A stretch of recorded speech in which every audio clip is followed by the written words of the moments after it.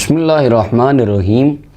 آج جس مسئلہ پر ہم گفتگو کریں گے وہ یہ ہے کہ 11ویں والے پیر حضرت سید عبدالقادر جیلانی رضی اللہ عنہ تو رف-ال-یدین کرتے تھے۔ جب پیچھے میں نے 6 ماہ قبل رفع یدین پہ گفتگو کی، میرا مقصد اس گفتگو سے ان لوگوں کی فکر کا رد تھا جو کہتے ہیں کہ رفع یدین جو لوگ نہیں کرتے وہ لعنتی ہیں، نعوذ باللہ۔ یہ حالانکہ کسی وہابی نے کتنی دیر سے وہابی رفع یدین کرتے ہیں، اور مالکی یہ امت میں اختلاف ہے، امام مالک اور امام ابو حنیفہ نہیں کرتے، امام شافعی احمد بن حنبل کرتے ہیں، لیکن 1400 سال میں کسی وہابی نے بھی یا اماموں کے مقلدین نے بھی کبھی کسی کو یہ نہیں کہا کہ تم رفع یدین کرتے ہو تم لعنتی ہو، تم نہیں کرتے تو لعنتی ہو، نہیں۔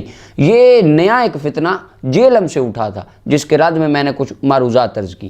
اب اس کے جواب میں انہوں نے کہا جی 11ویں والے پیر رفع یدین کرتے تھے، سنیوں کے پیر۔ وہ کہتے ہیں، انہوں نے کہا جی آپ غنیۃ الطالبین، میرے ہاتھ میں غنیۃ الطالبین غوث پاک سرکار کی کتاب، کہتے ہیں جی آپ اس کتاب میں سے بتائیں کہ غوث پاک نماز کیسے پڑھتے تھے۔ میں نے کہا جی آپ غوث پاک کو مانتے ہیں؟ ان کا بے شک، ان سے بڑا تو اللہ کا ولی کوئی نہیں تھا، ولیوں کے امام تھے، ولیوں کے بادشاہ تھے۔ میں نے کہا جی جو ان کی کتاب میں نماز لکھی ہے آپ اس کو مانتے ہیں؟ کہیں بے شک ہم تو پڑھتے ہی وہ ہیں، ہم تو رفع یدین کر کے نماز پڑھتے ہیں۔ تو یعنی ان کا اعتقاد اس بات پہ پورا ہے کہ غوث پاک کی کتاب میں جو باتیں لکھی ہیں وہ ٹھیک ہیں، ان کی جو نماز تھی وہ بھی ٹھیک تھی۔ اب دیکھیے اللہ تعالیٰ قرآن کریم میں ارشاد فرماتے ہیں افتؤمنون ببعض الکتاب وتکفرون ببعض۔ یہودیوں کی نشانی بیان کرتے اللہ فرماتا ہے کہ یہ جو یہودی تھے جب قرآن آیا تو جو باتیں ان کے موافق تھیں، ان کے فرقے کی تھیں، ان کی جماعت کی تھیں، قرآن کی وہ باتیں مان لیتے تھے، اور جو ان کے فرقے کے خلاف تھی کہتے تھے ہم تو مانتے ہی نہیں، یہ تو ٹھیک ہی نہیں ہے، یہ درست ہی نہیں، قرآن کا انکار کر دیتے تھے۔ کیوں؟ کیونکہ قرآن ان کے فرقے کے خلاف تھا۔ اب دیکھیے، اب غوث پاک کی ایک بات جو ان کے فرقے کے مطابق تھی کہ 11ویں والا پیر تو رفع یدین کرتے تھے، ہم بھی کرتے ہیں، اب آپ کیا باقی غوث پاک کی باتوں کو مانتے ہیں؟ یہ میرے پاس غنیۃ الطالبین ہے۔ اب غنیۃ الطالبین کی پہلی جلد ہے، صفحہ نمبر 85 ہے، اور صفحہ نمبر 84 سے غوث پاک وہ شروع کرتے ہیں کہ نبی علیہ السلام نے فرمایا امت میں 73 فرقے ہوں گے، 72 جہنمی۔ وہ گنوا دیے سرکار غوث پاک نے کہ کون کون سے جہنمی ہوں گے۔ فرمایا الا ملتم واحدہ، ایک جنتی ہوگا، وہ کون سا ہوگا؟ فرمایا وَأَمَّا الْفِرْقَةُ النَّاجِيَةُ فَهِيَ أَهْلُ السُّنَّةِ وَالْجَمَاعَةِ۔ جو جنت میں جماعت جائے گی، سرکار غوث پاک فرماتے اس کا نام اہل سنت و جماعت ہے۔ اب سرکار غوث پاک نے یہ نہیں فرمایا کہ علمی کتابی جنت میں جائیں گے، خارجی جائیں گے، فرمایا سنی جنت میں جائیں گے۔ اب میرا سوال ہے ان تمام حضرات سے جو کہتے ہیں ہم 11ویں والے پیر کی نماز پڑھتے ہیں، تو کیا آپ 11ویں والے پیر کی یہ بات مانتے ہیں کہ صرف اہل سنت و جماعت؟ غوث پاک بھی سنی تھے اور ان کے مریدین بھی سنی تھے، ان کے فالورز بھی سنی۔ آپ نے فرمایا جنتی جماعت یہ سنیوں کی، کہیں گے نہیں نہیں نہیں، یہ تو ہم غوث پاک کی بات نہیں مانتے، صرف ان کی نماز مانتے ہیں، ان کی کوئی بات نہیں مانتے، کیونکہ ان کی نماز ہمارے فرقے کے مطابق ہے۔ اللہ کا قرآن کہتا ہے یہ یہودی کرتے تھے۔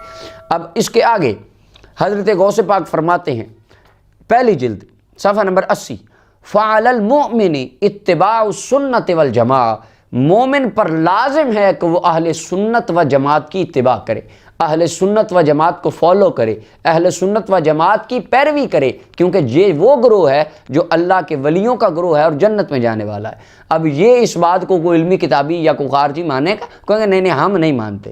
اب اس کے آگے حضرت غوث پاک کی یہی کتاب غنیۃ الطالبین دوسری جلد ہے، صفحہ نمبر 16 ہے، اس کے اوپر فرماتے ہیں لِأَنَّ النَّبِيَّ صلی اللہ علیہ وسلم هَكَذَا صَلَّى وَهِيَ 20 رکعۃ۔ نبی علیہ السلام رمضان میں 20 تراویحیں پڑھتے تھے۔ اب علمی کتابی اور تمام خارجی پڑھتے ہیں 8 تراویحیں۔ نہیں جی ہم تو رفع یدین کریں گے غوث پاک کا۔ آپ غوث پاک کا رفع یدین تو کرتے ہیں، غوث پاک کی تراویحیں بھی پڑھتے ہیں کہ نہیں پڑھتے؟ کہ صرف رفع یدین کرنا ہے غوث پاک کا، کیونکہ وہ آپ کے فرقے کے مطابق ہے۔ اب غوث پاک کہتے ہیں جی 20 تراویحیں تھیں اور یہ پڑھتے ہیں 8۔ غوث پاک سے آپ کا کوئی تعلق نہ بنا۔ اگر غوث پاک کا رفع یدین کرنا ہے تو غوث پاک کی تراویحیں بھی پڑھنی پڑیں گی۔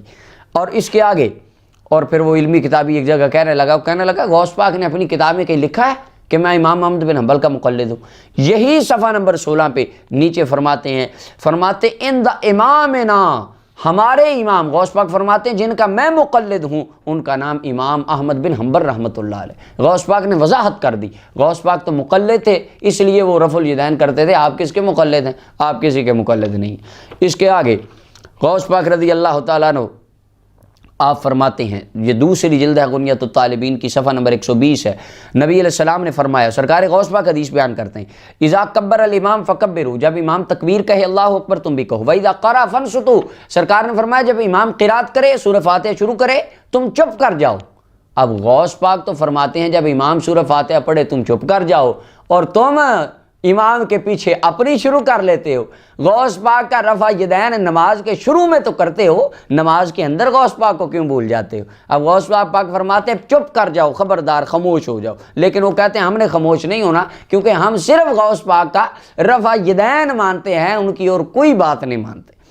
اس کے علاوہ پہلی جلد صفحہ نمبر 66 سرکار غوث پاک فرماتے ہیں وَنُؤْمِنُ بِأَنَّ النَّبِيَّ صلی اللہ علیہ وسلم رَأَى رَبَّهُ عَزَّ وَجَلَّ لَيْلَةَ الْإِسْرَاءِ، ہمارا ایمان اس بات پہ ہے کہ رحمت کائنات صلی اللہ علیہ وسلم نے معراج کی رات رب ذوالجلال کو اپنی آنکھوں سے دیکھا ہے۔ اب کسی خارجی کا، تمام علمی کتابی فرقے کے لوگوں کا کہتے ہیں نہیں نبی علیہ السلام تو جبریل کو دیکھا تھا، اللہ کو تو دیکھا ہی نہیں ہے، نہیں سرکار نے تو ہو ہی نہیں سکتا جی۔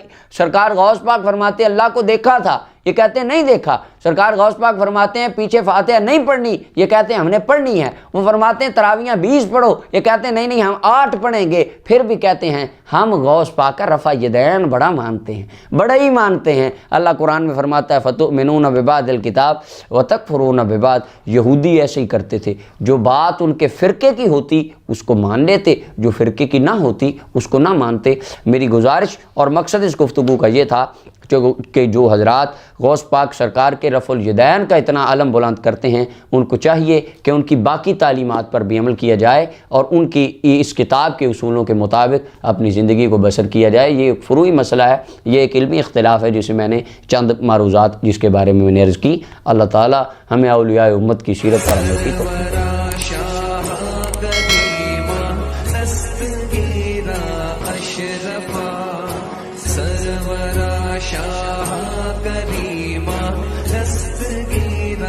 اشرفا